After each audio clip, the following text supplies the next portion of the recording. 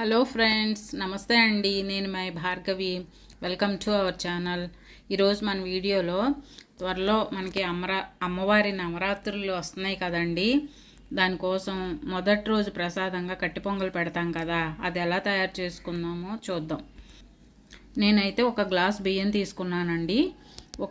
ఏ గ్లాస్తో అయితే మనం బియ్యం తీసుకుంటామో అదే గ్లాస్తో పెసరపప్పు కూడా తీసుకోవాలి.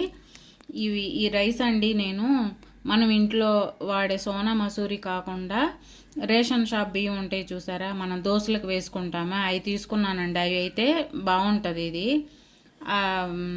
మనం ఇంట్లో వాడే రైస్ అయితే పొడి పొడిగా అయిపోవడం, చల్లారిన తర్వాత పలుకుగా అయిపోవడం అలా అవుతుంది అనమాట. అందుకని ఇది బాగుంటుందని చెప్పి ఇవి తీసుకున్నాను. మీకు ఏ వీలుగా ఉంటే అవి తీసుకోండి. దీనికోసం ముందుగా నేను ఈ గ్లాసు వాటర్ 2-3 సార్లు కడిగేసి బియ్యం ముందుగా ఒక అరగంట నానబెట్టుకోవాలండి. నేను నానబెట్టి పెట్టేసుకున్నాను. ఒక అరగంట నానబెట్టుకోవాలి. కడిగేసి బియ్యం నేను నానబెట్టేశానండి. ఇప్పుడు ఈ పెసరపప్పుని వేయించుకుందాం. స్టవ్ వెలిగించి పాన్ పెట్టి దీంట్లో పెసరపప్పు వేసానండి. ఇది మంచి అరోమా వచ్చేదాకా వేయించుకోవాలి. సన్న సెగ మీద పెట్టుకోవాలండి, హై మీద పెట్టకూడదు. నెమ్మదిగా వేయించుకుందాం.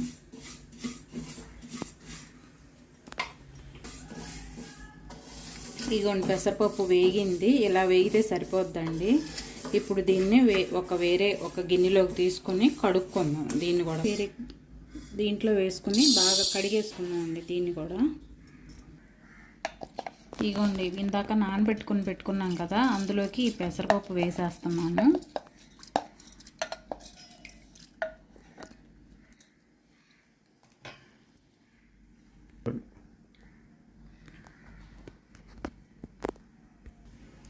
ఒక గ్లాసు బియ్యము, ఒక గ్లాసు పెసరపప్పు వేసుకున్నాం కదండి. 1కి 2 చొప్పున ఇప్పుడు 4 గ్లాసులు పోసుకోవాలి. ఆల్రెడీ నేను బియ్యం 2 గ్లాసులతో నానబెట్టాను. ఇప్పుడు ఈ పెసరపప్పుకి 2 గ్లాసులు వేసేస్తున్నానండి. దీన్ని ఇప్పుడు స్టవ్ మీద పెట్టుకుని ఇలా పెట్టుకుందాము. హడావిడిగా ఉంది, టైం తక్కువగా ఉంది అనుకున్నప్పుడు కుక్కర్లో కూడా చేసుకోవచ్చు. నేనైతే విడిగా వండుతున్నానండి. విడిగా వండితే బాగుంటుంది అనిపించింది నాకు, అందుకని విడిగానే పెడుతున్నాను. స్టవ్ మీద పెట్టేశానండి గిన్నె. ఇంకా దీన్ని నెమ్మదిగా ఉడకనిద్దాం. దీని మీద మూత పెట్టేస్తున్నాను. ఈ స్టేజ్లోనే కొద్దిగా పసుపు వేస్తున్నానండి.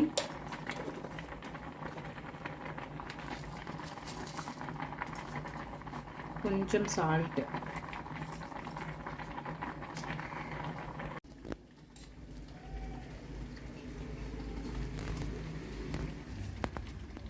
పొంగల్ రెడీ అయిపోయిందండి. దీనికి ఇప్పుడు పోపు వేసుకుందాం. మనం బాండీ పెట్టి పొయ్యి మీద నెయ్యి వేస్తున్నానండి. ఇది మన ఇష్టం, ఎంతైనా వేసుకోవచ్చు. ఎంత వేసుకుంటే అంత బాగుంటుంది. నెయ్యి వేడెక్కిందండి. ముందుగా పచ్చిమిర్చి చీలికలు వేస్తున్నాను. తర్వాత 1 స్పూను అల్లం తురుము, కరివేపాకు,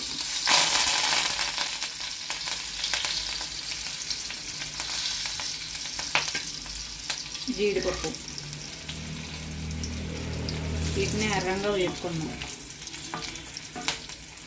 ఈ వేగినాయి అండి. ఇప్పుడు దీంట్లో 1 స్పూను జీలకర్ర, 1 స్పూను మిరియాలు,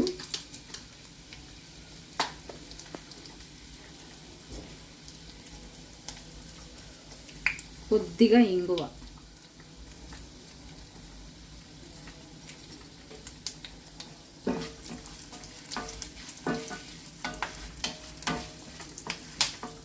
తాలింపు వేగిందండి. ఈ వేగిన తాలింపుని ఉడుకుతున్న పొంగల్లో వేసేద్దాం.